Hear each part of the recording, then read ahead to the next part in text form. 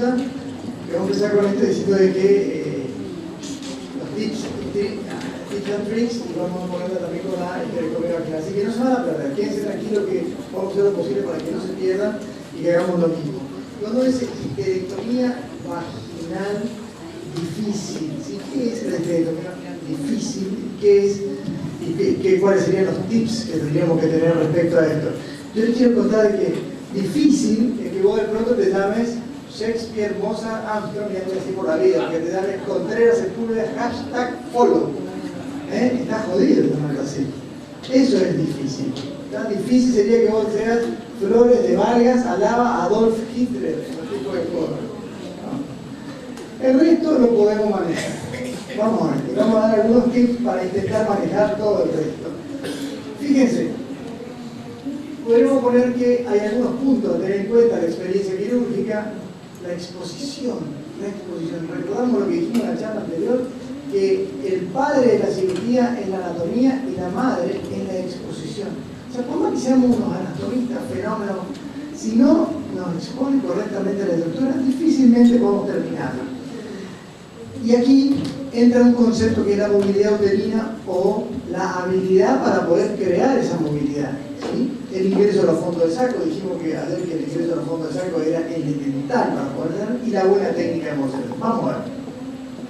Si uno habla de qué es la experiencia quirúrgica, ¿cómo yo valido que tal o cual persona es un apto para hacer eso, es un experto en determinadas cuestiones? Bueno, esto que yo le estoy planteando a usted, ya a gente se le ocurrió cómo hacerlo. Y tanto es así que se le ocurrió a gente muy importante. O sea, estamos hablando de, por ejemplo, del doctor Kimberley, donde establecen objetivos de, digamos, de qué tenía que tener una persona, si esto es en la Cleveland Clinic, con el doctor Walter, como vemos acá, que tenía que tener un residente, cuando termina su residencia, para decir que era experto en hacer una cirugía, por lo menos que tenía la capacidad como para poder hacerlo. Y ellos evaluaron 3 aspectos. Fíjense qué interesante. La inspección, ¿sí? Yo cómo lo veo al paciente, cómo determino, qué tipo de incisión yo utilizo en determinado paciente. Obviamente que en la pregunta, en este paciente que arriesgó y está elevado, esto lo tenemos que hacer para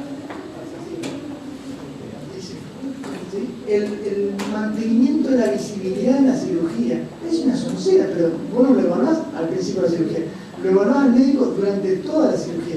Y cómo ese cirujano mantuvo su visibilidad durante toda la intervención, cómo se fue creando el espacio y se mantuvo viéndolo, ¿no? Cómo usó a los asistentes. Colocate acá, no te muevas, esta es la posición correcta y no te muevas de esta posición, es decir, mantenés, o sea, cómo usó a su ayudante, el conocimiento de los instrumentos, bueno, el manejo de los tejidos, la electrocirugía, un poco lo que charlábamos ayer, ¿se acuerdan que decíamos en los errores que el cirujano no sabe lo que no sabe sobre el uso seguro de la cirugía?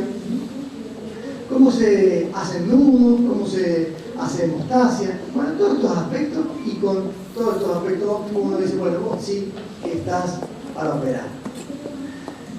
Si ya estás para operar, vamos a ver otra cosa. Bueno, parte de ese entrenamiento tendría que ser la adecuada exposición de los elementos y cómo logro la movilidad uterina.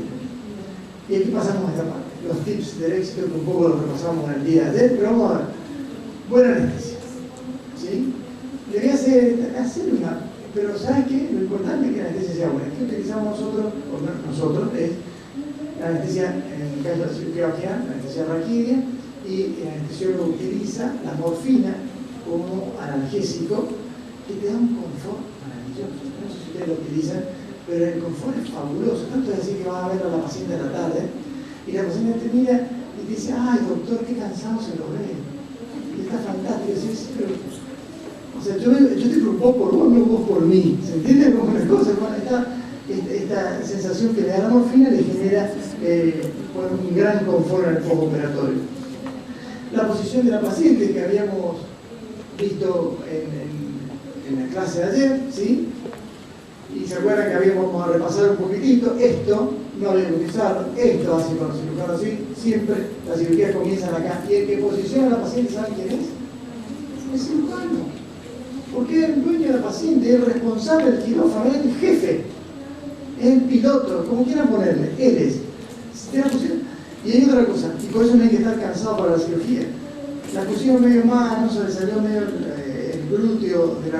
Vamos a la cirugía. Es un error. No, porque acá es donde empieza el problema. Acá en este momento. Usar siempre las perneras adecuadas, evitar la hiperflexión porque eso puede dañar a los nervios, al femoral, puede evitar si la paciente es muy extremadamente delgada que colocarle una almohadilla sacra para evitar la compresión incluso de los ciáticos, así que esas cuestiones hay que tenerlas en cuenta. ¿Y saben quién la ve? El cirujano, porque el ayudante no ve esas cosas, porque después no la va a ver a la sala. Bueno, evitar la posición del tendederemo. Cirugía vaginal, a diferencia de lo que hacemos en cirugía laparoscópica, que una vez que ingresamos en el abdomen le pedimos al anestesista poner el tendederemo y quedar a la vertical, acá no.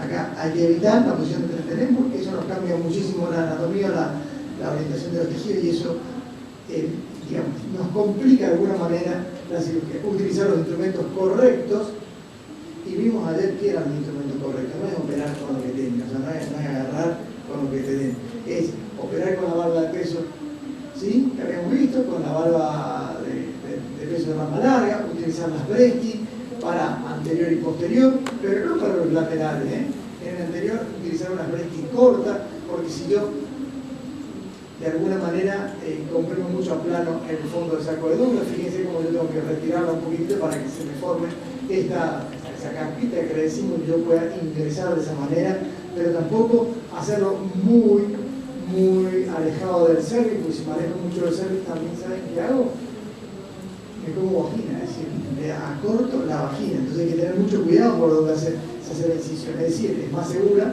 alejándome, pero también es cierto que estoy reduciendo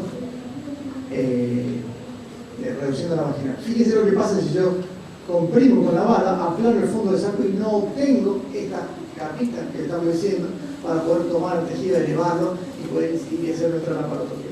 ¿Para qué me podrían servir las balas laterales? Bueno, me podrían servir si yo tengo que morcelar, porque cuando tengo que morcelar debo tener toda la estructura anatómica bajo visión. Yo no puedo dejar de ver lo que estoy cortando. Entonces la barba lateral me permite separar lateralmente y observar. Si bien está en la venta, hay gente que la utiliza, a mí en lo particular no me gustan los separadores estáticos estos fijos, si bien yo sé que hay gente de mucho nivel que lo utiliza, que yo el doctor Magrina, por ejemplo, a mí no me convence. Yo creo que cuanto más metal tenés dentro de la vagina, que es una cavidad cerrada, más difícil se te hace la intervención quirúrgica, por eso evitamos esto, y creo que si vos con menos metal, fíjense lo que hace el clan de Zeppelin, yo puedo mover y puedo exponer todo, fíjense lo que hace, yo no necesito tener ahí una barba lateral para poder hacer ese tipo de maniobra, esto es para realizar la toma sección y ligadura del salto cardinal y también puede ser de la arteriouterina. Fíjense qué sucede con la toma del cervix, utilizamos doble herida, son las pinzas de Nagel, básicamente ese es el nombre que tiene, y la idea siempre es tomarla con dos para exponerse el cervix, pero puede ser que no tenga un cervix del tamaño, y ya de paso que nosotros hacemos publicidad al curso, y yo tengo una paciente que esté conizada, entonces no puedo colocar esa pinza que tiene gran volumen y tengo que recurrir a las pinzas erinas, y también nos sirve tener una erina, pero para determinado momento, como en este caso la paciente conizada, donde puedo realizar exactamente igual, puedo obtener, ver bien hacer esa cantidad que estamos hablando. Hicimos uno de los principales secretos para hacer la cirugía, habíamos dicho, el ingreso en los fondos de saco de Douglas. Aquí es donde comienza, y si yo logro ese ingreso, mucha de la cirugía la tengo ganada. Pero puede ser que no entremos. ¿Y cuándo puede ser que no entremos? Puede ser que no entremos cuando el Douglas es plano, que es plano porque viene plano de fábrica, o el plano porque lo aplanamos con la valva, porque utilizamos una valva muy larga, o porque empujamos en vez de retraerlo, entonces no nos generó el plano correcto. Porque tengo un cervix elongado, entonces yo no puedo llegar a entender dónde se encuentra ese fondo de saco posterior. Bueno, lamentablemente la endometriosis es una patología que existe, si nosotros tenemos una endometriosis en el Douglas, difícilmente podamos ingresar con certeza porque puede llegar a estar comprometido. Los miomas posteriores son uno de los factores que generan dificultad, porque el mioma posterior puede, sobre todo cuanto más bajos sean, afectarnos ese ingreso en henduras y terminar ingresando dentro del miometrio y también complicando la cirugía y bueno, las adherencias pélvicas que sobrevienen a las múltiples intervenciones quirúrgicas, para lo cual hay que saber y recuerden que la cirugía de mínima invasión esto no significa que sea mínima, como dice el doctor, es una gran cirugía que estamos haciendo por un puerto pequeño, pero tampoco creemos que se pueda hacer todo, no seamos más papistas que el Papa. No todas las cirugías se pueden hacer por vía vaginal o por vía laparoscópica. La vía vaginal, la vía abdominal todavía sigue teniendo un lugar. ¿Cómo hago? Si yo quiero resolver esto, bueno, tracción y contratracción. Es muy importante. Si yo no llego a ingresar en el fondo del saco de Douglas correctamente, puedo seguir haciendo la incisión, puedo continuar con la intervención y, ¿saben qué? Puedo hacer las primeras tomas en forma extraperitoneal. Si como no ingresé a la cavidad abdominal, puedo realizar las tomas del ligamento uterosacro abdominal en forma extraperitoneal y va a llegar un momento en el cual puedo, pero también puedo hacer una palpación del lugar correcto, puedo hacer una incisión también en el cervix longitudinal y prolongarla para poder llegar a hacer la apertura del peritoneo. Eso me da también alguna facilidad en el ingreso. Bueno, tengo dificultad con el posterior, pero también puedo tener dificultad con el fondo de saco anterior, y eso también existe, ¿sí? Y pasa lo mismo con las evaluaciones en los cervix, con los miomos anteriores, con las cesáreas múltiples iterativas que tiene esta paciente, porque van a crear un cuadro de cicatrizar, o sea, de fibrosis en la zona que no voy a poder reconocer. Y bueno, las maniobras son básicamente la misma, la tracción y la contratracción, la disección apropiada. Si yo logré entrar en el Douglas, no hay problema, puedo seguir adelante con la cirugía, como les digo, con la toma y sección no solamente del complejo uterosacro cardiac, sino también de la medula uterina. Y puedo hacer una palpación por reflexión, es decir, colocando mi dedo, ¿sí? El que no mete los dedos mete la pata. Muchas veces hay que colocar el dedo en el fondo del saco posterior y llevarlo hasta anterior y tratar de reconocer de esa manera si existe un lugar para el ingreso que sea más seguro.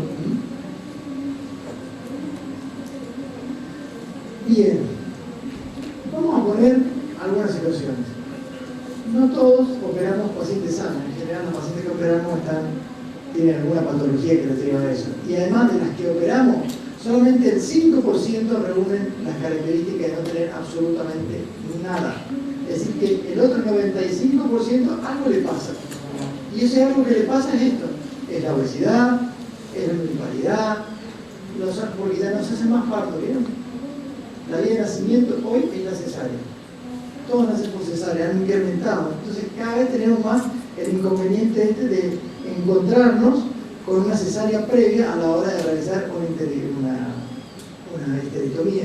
Los úteros miomatosos y por supuesto lo que está siempre dando vuelta, el riesgo de la complicación, que también existe por la vía vaginal y cirúrgica. Me encantaría que mis pacientes, cuando yo decido ir a operarla, mandarla al William Russell, ¿sí? Y que decían, mira, yo te voy a operar, pero ¿sabes qué? Vos tenés que primero perder 30 kilos. No es así. Lamentablemente no es así, ¿no? Y te tenés que atropellar estos pacientes, ¿sí? Bueno, caemos lo mismo. El secreto es ganar el Douglas. Si ustedes ganan el Douglas, tienen una estrella en Hollywood y pueden intentar realizar la cirugía. O sea que lo importante es ganar el Douglas. Y les quiero contar que ya está ampliamente demostrado que esta es la vía de elección para la obesidad, para la ausencia de prolapso, para la nulliparidad, y no hasta yo publiqué. Hasta yo publiqué con respecto a todo eso. O sea que, digamos, hay miles de publicaciones que hablan de que la vía vaginal es la ruta de elección, la vía de elección para este tipo de intervenciones, y si uno tuviera que elegir, fíjense que hay más chances que lo pueda hacer bien por la vía vaginal que por la vía abdominal. Hay que operar esa paciente que le mostré por vía abdominal, ¿no? Y parafraseando a Nichols, él decía lo siguiente, que si el útero, o cuando el útero es móvil, Cuanto menor sea el prolapso, ¿no? Mientras el útero sea móvil, cuanto menos prolapso tenga, más fácil es la histerectomía. Porque si tiene algo de prolapso, algo más le va a tener que reparar para dejarla como corresponde. Muy bien, la cesárea. Dijimos que ahora ya viene de fábrica, cuando uno le pregunta cirugía, porque no le nombran. No sé si le pasa a ustedes. ¿Te han operado alguna vez? Apéndice, y la cesárea. La cesárea se cuenta, doctor. Sí, la cesárea, claro que se cuenta como cirugía, ¿no? Pero bueno, es así, ¿sí? De alguna manera, cuando tenían las cirugías previas, que era la cesárea, decían, bueno, vos sos una candidata para la histerectomía laparoscópica. Yo les quiero contar cuál es la diferencia entre una vía vaginal, una laparoscópica y una abdominal si quiere cesárea.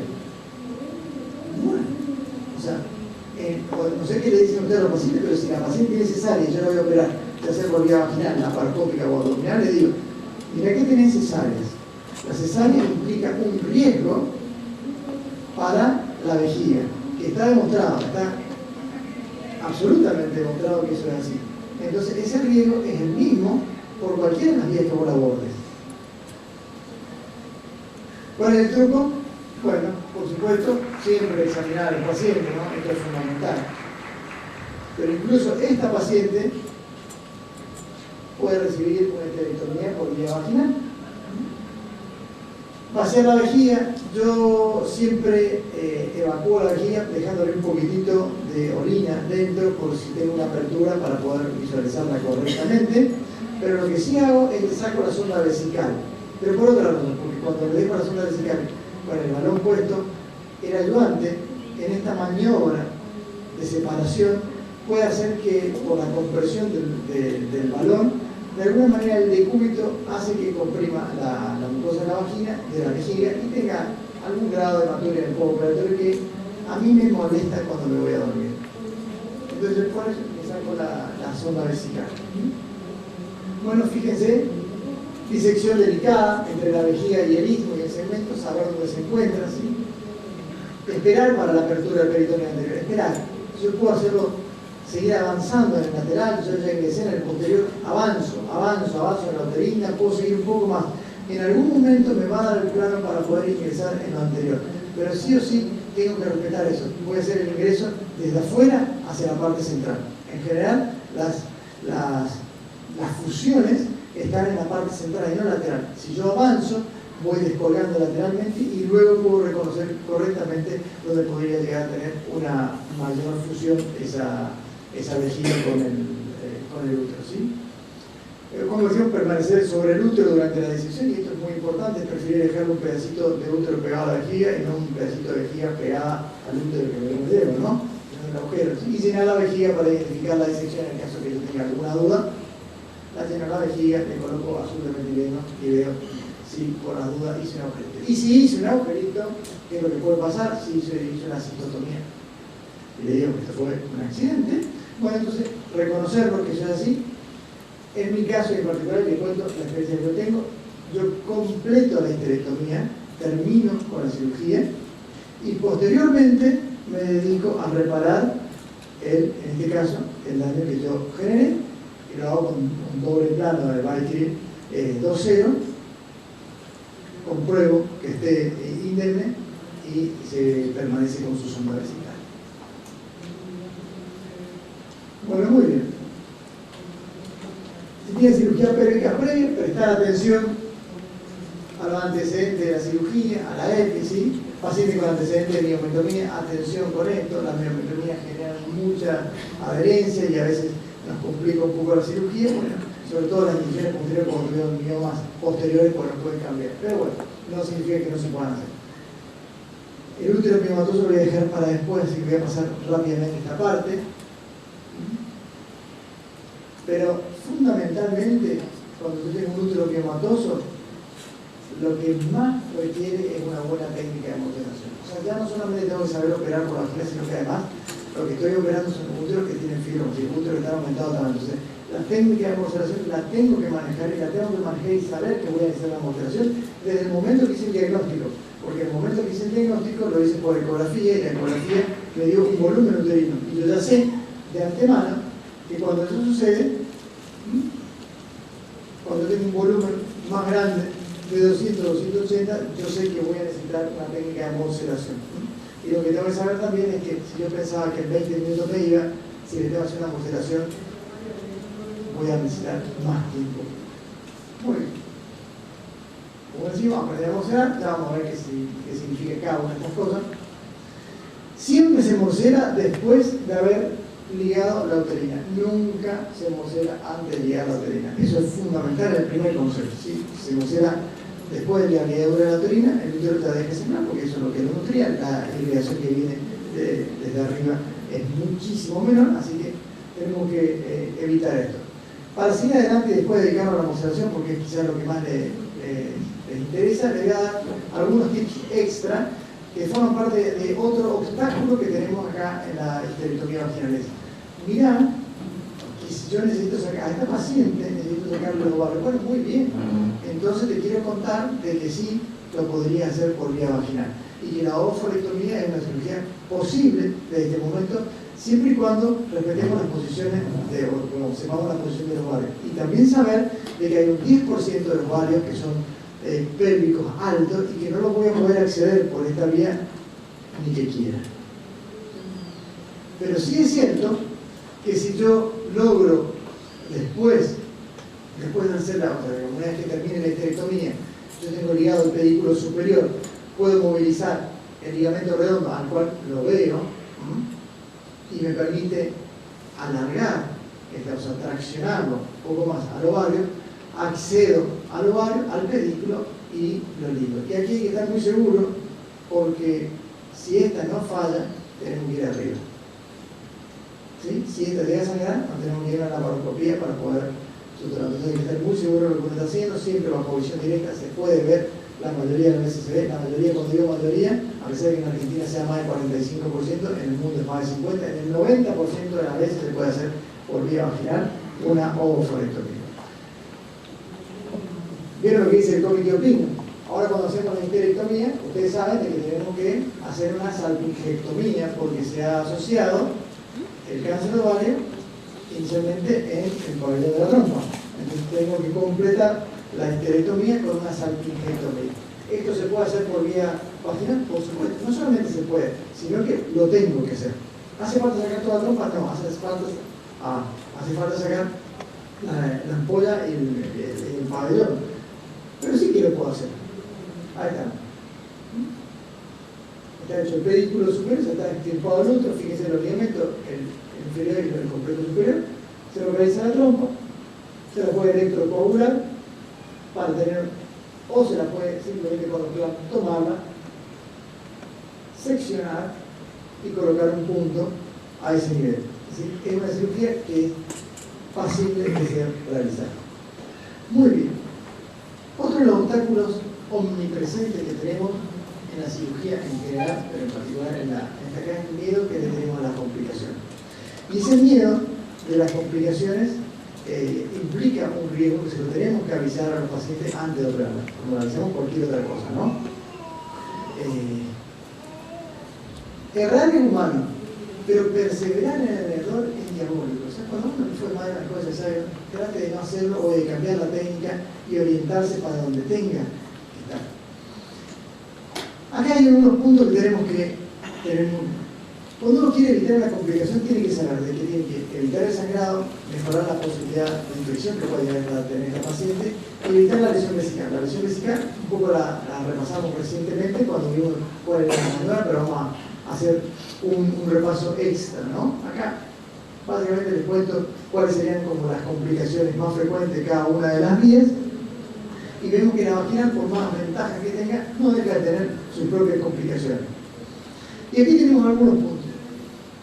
Minimizar el sangrado, otra vez que hago lo mismo, el posicionamiento de la paciente, siempre igual, la antibiótico profilaxis, ya saben, todos tienen las pautas, que además son mundiales, tomen la antibiótico profilaxis. La profilaxis para el TBP, que saben que en una cirugía ginecológica en una paciente de más de 40 años se considera como alto riesgo trombótico, entonces hay que, podemos hablarlo bastante, pero las normas están escritas.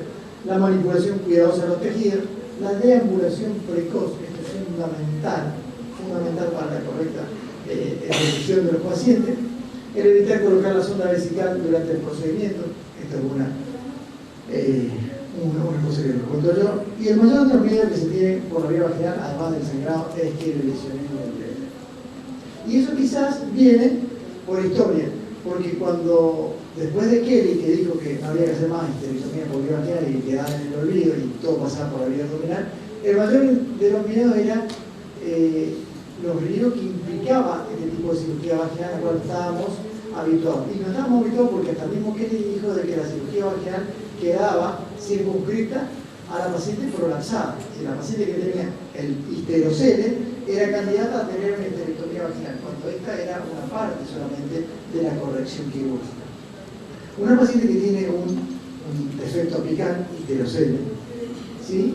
Es una paciente que además tiene una elongación también de su ureter, o sea, un cambio en la posición anatómica que muchas veces, si no se respeta la técnica correcta, porque además uno no está entrenado, lleva a las posibilidades de lesión del ureter. Y de ahí viene la historia de los ureteres. Bueno, para aclararlo, les tengo que contar que sí, es cierto, que por la paroscopía uno ve muchísimo mejor los ureteres, pero que por vía vaginal podemos hacer algo para mejorar esta situación. Y les quiero contar también que, gracias a los estudios de Lancet, podemos saber, viendo de forma funcional, que por cada 3 centímetros que el útero desciende, el ureter lo acompaña solamente en 1.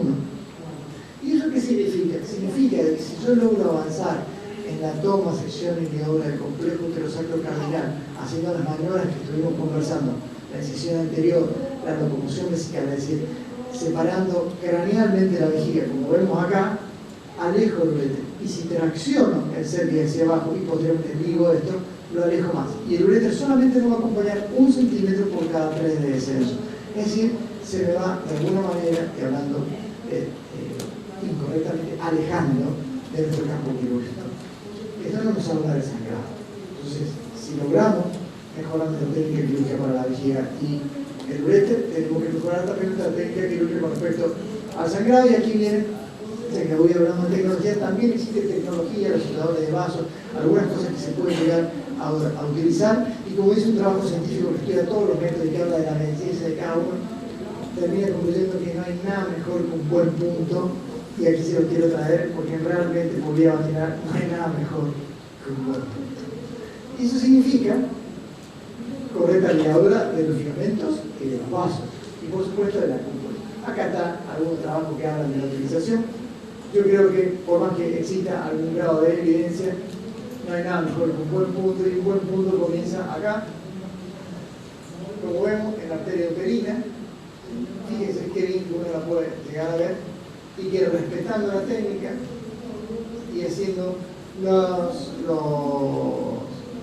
puntos con la técnica de Gini y utilizando el Biotrip número 1, tenemos 0. Y bueno, traten de no usarlo. ¿Saben por qué? Porque el 0 es más finito y el 0 corta. En cambio, el 1 no corta porque es más grueso. Entonces uno le puede dar la atención justa para ese movimiento. Y si me ayudan bien los ayudantes, van soltando la pinza cuando yo voy ajustando. Y les quiero contar que como la maniobra es correcta, yo puedo ir, como la anatomía es una vez completamente uno está viendo lo que está sangrando, puede retomar la arteria uterina, volver a un punto. Acá estamos con los pedículos superiores. En el caso de los pedículos superiores, el punto es en un 8 real, no es invertido como el punto de Gini. Fíjense, ahí está, el 8 real. Eso pasa por detrás y engloba toda la estructura. Y al englobar toda la estructura también me aseguro de que esté bien. Acá vemos qué pasa con el control del sangrado, el pedículo superior, el pedículo inferior, donde puede llegar a sangrar es en esa zona que está la uterina. Si eso es así, coloco un nuevo punto, fíjense el lavado, que está copiado de la laparoscopía, lavo hasta que esté como para tomar, como si con el quirófano está limpia sangre, ¿no? Muy bien. Fíjense qué hacemos con los bordes vaginales. De alguna manera se funden, ¿sí?, el peritoneo con la vagina, en tanto el anterior y el posterior, siempre el labio posterior genera mayor sangrado, y ya sea la sutura de la cúpula vaginal, que es el último lugar donde podría llegar a sangrar. Teniendo en cuenta esto, cuando hacemos la decisión de conservar la longitud vaginal, porque es la que podemos cortar en esto, es que no despegar demasiado cuando hacemos la incisión. Pero les quiero contar de que en esta cirugía, que tanto se le dice de que acorta más la vagina que la histerectomía laparoscópica, les quiero, si uno hace una histerectomía laparoscópica, como la mostré recién, con una técnica intrafacial, es cierto que la vagina te queda más larga. Tenemos que decir, ¿sí? Si la vamos a marcar correctamente, la vamos a hacer como estuvimos diciendo. Pero por eso hay que saber muy bien dónde uno está incidiendo, estar seguro, buscar los planos para no generar un mayor acortamiento. Bueno, pues para ir terminando a esta parte y puedes pasarnos, ¿cuánto vamos de tiempo? Pues yo tengo 20 más. No, pero el cine más corto. Tengo 20 más, dale. Gracias. Lo que es el amigo, la importancia de la técnica, esto es fundamental. Esto se tiene que grabarse porque en la cirugía hay que pulir la técnica quirúrgica. No, si uno sabe operar, bueno, hacete las uñas ya para hacerla mejor, porque ahí está el punto, cuidar los detalles. Y la técnica es valiosa en todas partes. Cuando nosotros nos equivocamos en la técnica, no podemos resucitar a nadie. Está claro, ¿no? Bueno, pasamos entonces a los úteros de gran volumen rápidamente, para seguir adelante, dejar un ratito. Dijimos que si yo quiero sacar un útero de gran volumen, porque eso es por eso lo que yo la pasé, que tiene mi mamá, tengo que saber morcelar. No hay otra. No hay otra. Tengo que aprender a morcelar. Y para morcelar voy a recurrir a dos médicos del siglo pasado, y ustedes lo conocen porque tienen pincita cuando llevan su nombre, ¿no? Este es Jean Amusat, que con esta cara fue un crack y diseñó la primera técnica de morcelación en 1840. Habíamos dicho que se había publicado, que habían dicho lo de la primera en 1812, la primera publicación efectiva fue en 1828, y se dieron cuenta que sacaban los úteros, pero que lo que tenían que sacar eran los úteros miomatosos. 1840. Un poquitito más adelante, vean que también tiene su visita con su nombre y sus técnicas también, hace otras técnicas de morcelación uterina que logran un gran resultado. Obviamente que con mucha seguridad uno puede sacar úteros hasta de 700 gramos. Nadie se llama mamita del Papa, ¿no? Hay gente que saca úteros mucho más grandes y forma parte del club del kilo, lo cual no está mal, pero esto no es un desafío personal. Lo que tenemos que saber nosotros como cirujanos, como médicos, que nos tenemos que hacer un bien al paciente y no estar nosotros por encima del paciente. No es para nosotros, no es para mi ego la cirugía. Yo tengo que actuar con seguridad en esto, ¿no? Bueno, muy bien. Vamos a aprender a morcelar entonces. Pero antes de aprender a morcelar, les quiero contar que existen reglas que se llaman reglas de oro en la morcelación segura. Y dos son, siempre bajo visión completa, y por eso es donde empezaba a tener lugar la valva lateral, esta la que hablábamos de la bresquia lateral, ¿sí? Me siento como Cristina, que siempre acomoda el micrófono, el micrófono. Sin prisa y de forma metódica. Si te apuras en este momento, o si hay un momento para apurarse, no es este, ¿eh? Y además no hay que estar apurado. Mi papá, que era cirujano, decía que ser rápido es una virtud y estar apurado es un defecto. Entonces, en cirugía no puede estar apurado. Cambiate de progresión. Reposicionar las válvulas de forma regular, poner atención a la anatomía, que ya la sabemos, y no traccionar en forma excesiva las pinzas porque estamos traccionando el tejido que todavía no tienen la toma de los complejos superiores. Muy bien. Ahí va. ¿Se acuerdan de este Jack Sparrow, el pirata del Caribe? Decía, pelear es de valientes, pero huir es de inteligentes. O sea que no está mal, si no lo saben hacer, es el momento para cambiarse de, digamos, para cambiar de vía, si no están seguros con lo que están haciendo. Core, el lash core, esta es la técnica de lash, fue descrito justamente como habíamos conversado hace un ratito atrás, para poder extirpar los úteros que tenían un CA endometrio, un carcinoma endometrio. Entonces, para mantenerlos dentro de cavidad, hacía esta técnica en donde transformaba una estructura que es esférica en algo cilíndrico. Vamos a ver lo que hacía Fernando. La idea es esta, ¿sí?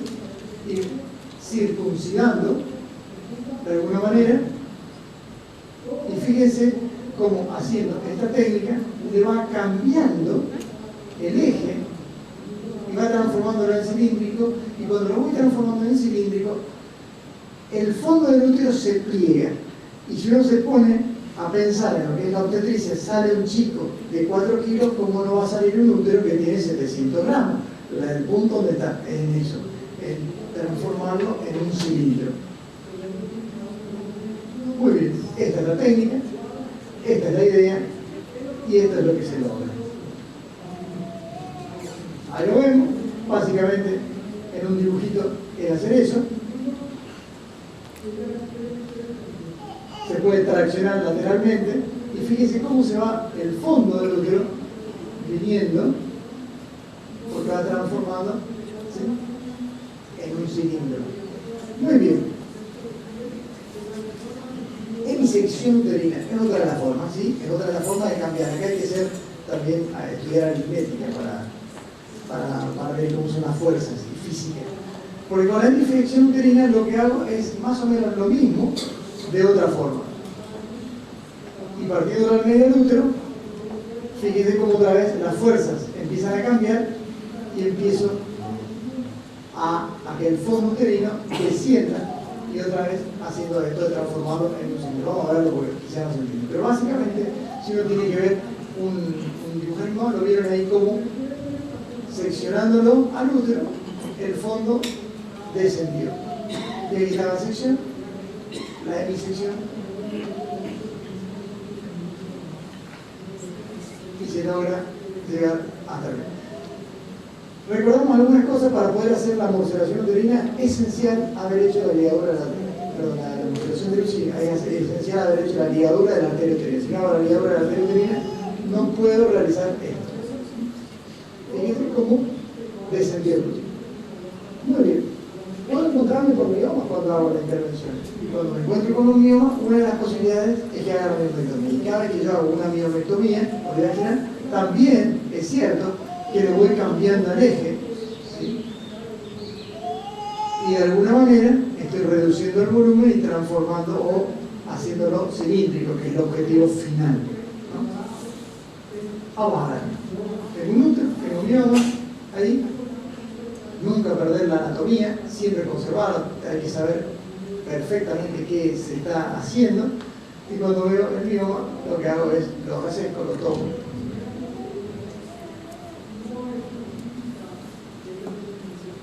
Y despacito, así como quien baila de luto, voy haciendo la cirugía. Hay que tomarse el tiempo para poder realizarla, siempre, como decimos, bajo visión directa. Se hace la miomectomía, cambian los ejes, y como cambian los ejes, comienza a descender más el útero. Y cuando comienza a descender más el útero, yo puedo tener una mejor imagen.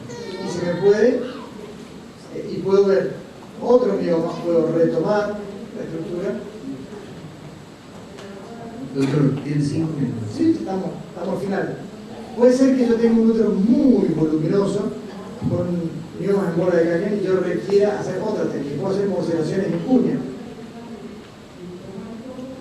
Posteriormente hacer la incisión,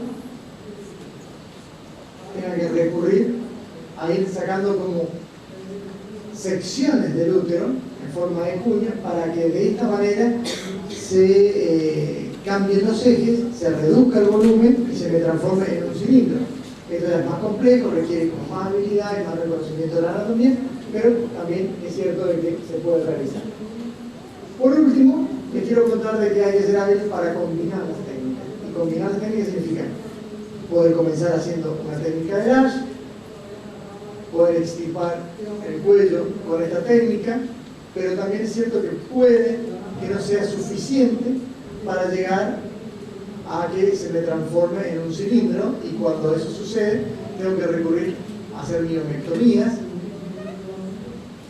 hacer resecciones en cuña para poder llegar a los pedículos superiores y completar la resección. Para completar, para cerrar nuestra charla, este es el mensaje: sean flexibles. Realizar colpotomía posterior si es posible. Tomar los complejos uterosacros cardinales y las arterias uterinas, como les dije, el resto es creatividad. Ya que estamos aquí, como en la última charla, pasamos el chivo del curso del mes de mayo, acá en Posada de Cirugía Vaginal y bueno, muchas gracias.